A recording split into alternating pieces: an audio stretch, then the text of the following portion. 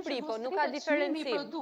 Nuk ka diferencim transporti me mjete ngarkuse në Shqipëri. Është njëti nivel. Dhe në Shqipëri i përjashtuar, më falë Fatos, është vetëm peshkimi, si anijet e mdha transportuse, ashtu dhe peshkaregjat nuk kanë taksat aplikuar. Por Italia bëri dhe i gjithë tjetër. Por ato një anije punon me mazut, për shumë, nuk punon fare me naftë rafinuar. Qeveria Meloni deklaroi që në ditë e parë të konfliktit... Qoqon pak më parë thatë që qeveria Italia duke qenë shteti i 4, fuqia e 4 ekonomike në botë, ka dhjam. Po mendon se është çështje dhjami apo çështje filozofie, qeverisje dhe politikash në funksion të ruajtjes balancave midis rrisjeve që ofron konjunktura ndërkombëtare dhe detyrimit që ka qeveria italiane në rastin konkret për të mbrojtur qytetarët dhe konsumatorët. Luan, faleminderit për pyetjen se është shumë e rëndësishme. Mendoj që janë të dyja. Pra, Italia ka edhe fuqinë buxhetore të tillë që ta përballojë një sakrificë të tillë buxhetore, se është sakrificë. Ka edhe pikërisht atë, unë doja me siguri të e di. Në ditë e parë të konfliktit, qeveria Meloni deklaroi diçka tjetër, shumë të rëndësishme për ne si ekonomistë. Çfarë deklaroi?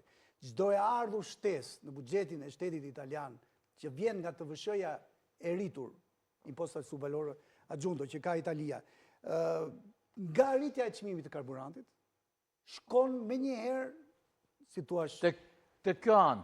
Që ne TVSH nuk e prekim kurrë si temë. Pra, regjistrohet, Luan, të shkoj për të gjitha paketat e ndihmës që o për qytetarin, o për biznesin, qeveria italiane do t'i ketë në tashme. Duhet shpjeguar për qytetarët, kjo që bën qeveria italiane në rastin konkret, dhe kjo është dhe arsyeja pse unë e kam ftuar Teutën, në studio ka të bëjë me TVSH-n, e cila nga rritja e çmimeve të produkteve që shiten, shton të ardhurat në buxhet. Progresivisht. Rritet e ardhurat. Dhe deklaroi dhe qeveria jonë, por domethënë masa është shumë e ulët e jonës.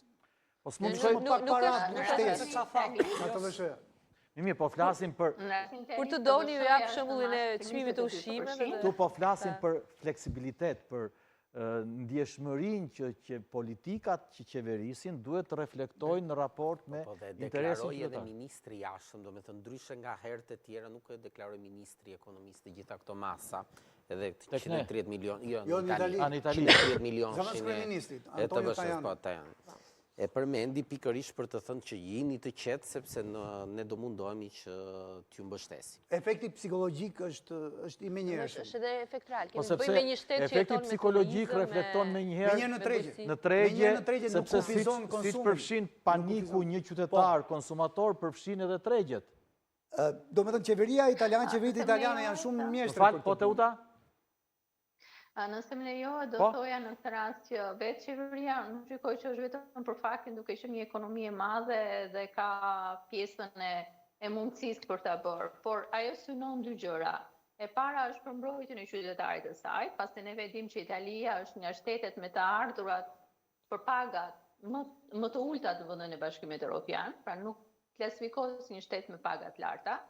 Dhe kjo do thotë që është një numër shumë konsiderueshëm qytetarësh që kanë të ardhurat e kufizuara dhe mbrojtja e kësaj pjese bëhet në këtë rast jo vetëm duke kthyer paratë te karburanti praktike 25 cent më pak nga buxheti jot, por nga ana tjetër dhe ato që janë shtresat në nevojë përmes përdorimit të kartës, si ato kanë një kartë sociale, për 2026 është parashikuar 130 milion euro më shumë.